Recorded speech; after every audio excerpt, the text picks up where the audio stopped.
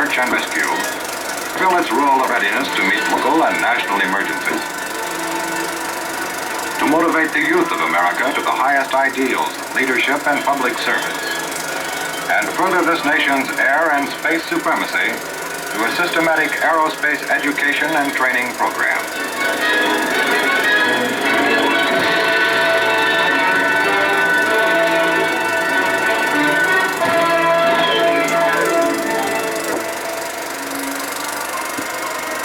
This is John Daly. One of the highlights of Civil Air Patrol's youth activities is summer encampment, in which some 45 Air Force bases participate.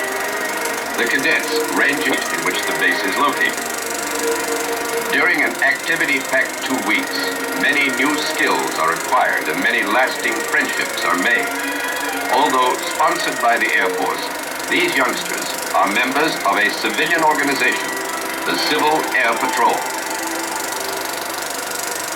In summer encampment, their CAP textbook material acquires form and substance. Cadets are briefed by the base commander. They get a first-hand look at what makes the Air Force tick. At base operations, the cadets learn something of the importance of weather information and air traffic control. Brigadier General Stephen D. McElroy, National Commander of Civil Air Patrol, visits as many of these encampments as time allows. Girls, as well as boys, get a kick out of target practice using regulation military rifles. And they rack up some mighty good scores, too. Keeping in shape is an important phase of the program. Each base also provides for the spiritual needs of the young visitors. Chapel is a regular part of encampment.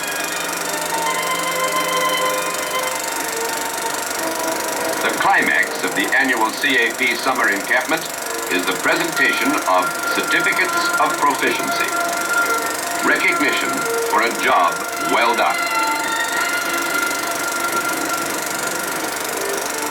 Each year, one outstanding male cadet from each of CAP's 52 wings spends 7 days at Perrin Air Force Base near Sherman, Texas.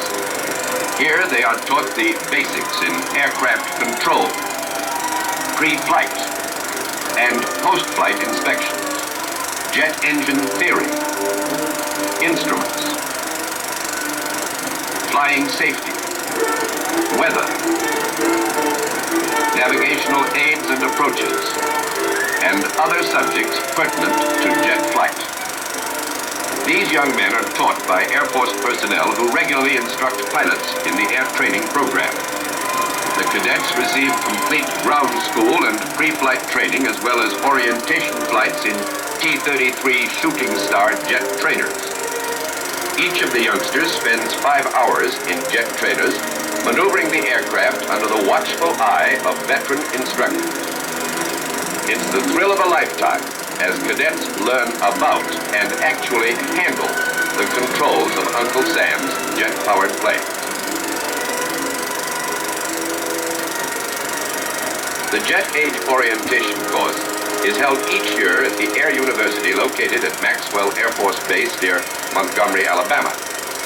The course provides a thorough indoctrination in career opportunities for women in aviation and is the female counterpart of the Jet Orientation course.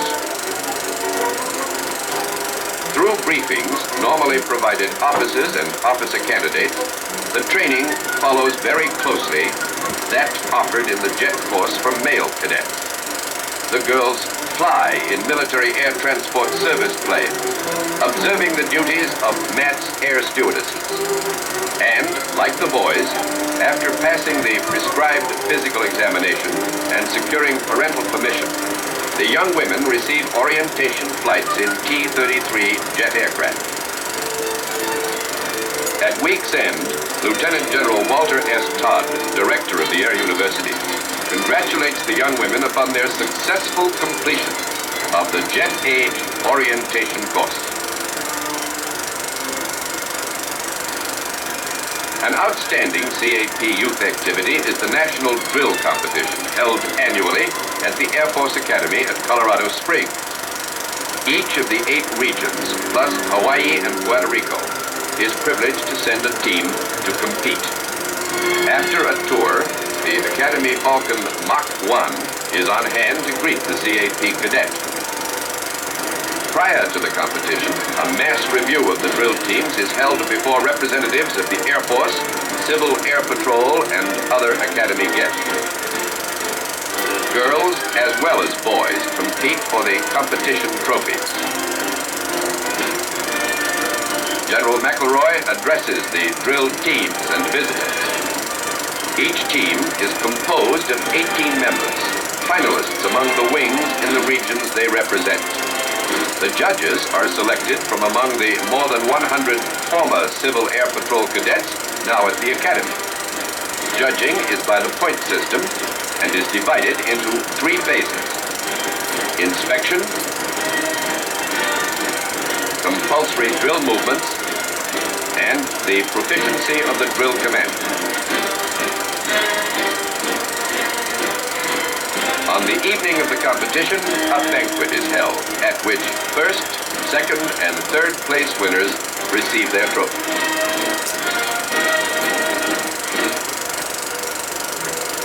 Civil Air Patrol's International Air Cadet Exchange takes place each summer, with visits between CAP cadets and air-minded young men from Canada, Europe, the Middle East, and South America.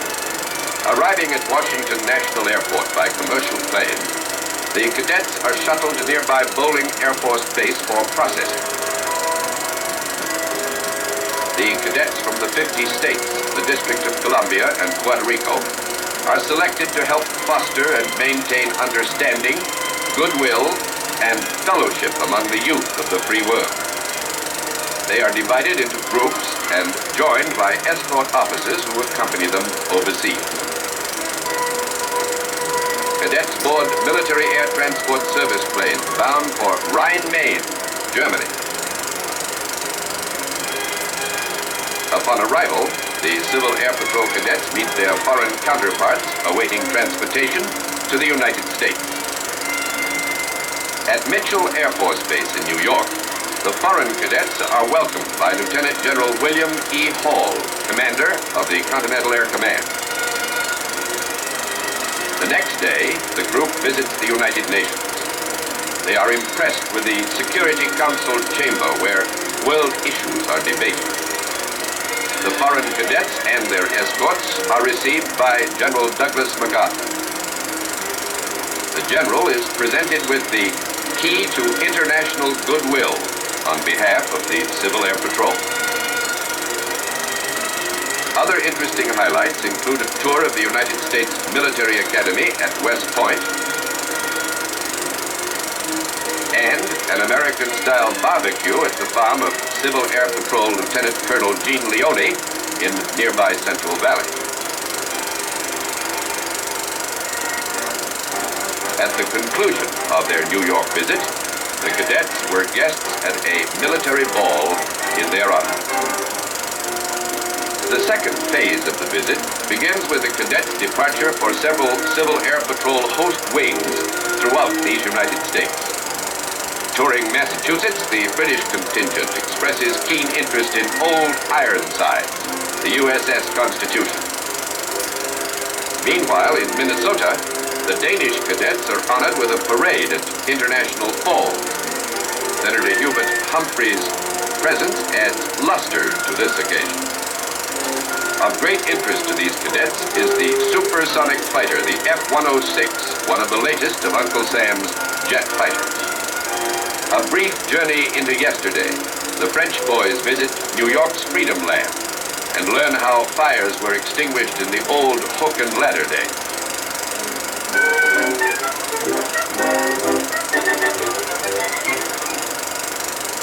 At the conclusion of their tour, the cadets reassemble at the Pentagon, where General McElroy welcomes them to a briefing by Air Force Chief of Staff General Thomas D. White.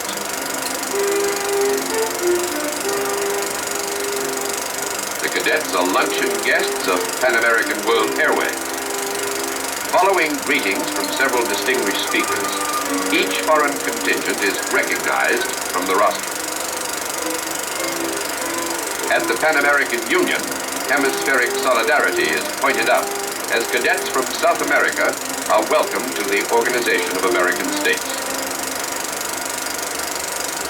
On the eve of their departure, the cadets attend Civil Air Patrol's International Party and enjoy a special performance by the famous Air Force Strolling Straight. During the Foreign Cadets 3-week American tour, CAP cadets become acquainted with lands across the sea. This group enjoys sightseeing in Britain, observing the customs of our English-speaking cousins. Another group visited far-off Norway, land of the Vikings.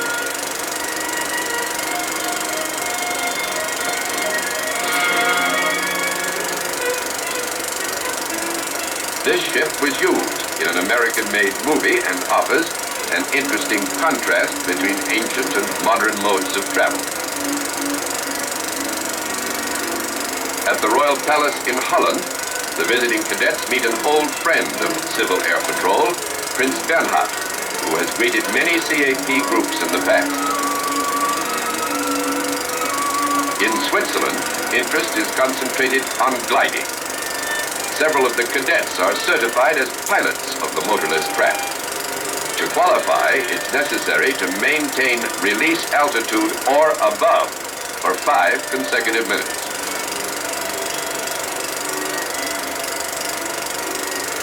In Greece, young men of the aerospace age visit the ancient ruins of the Acropolis.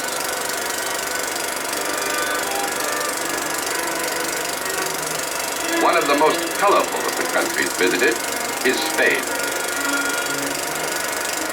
Civil Air Patrol cadets are impressed with the National War Memorial, the Valley of the Fallen.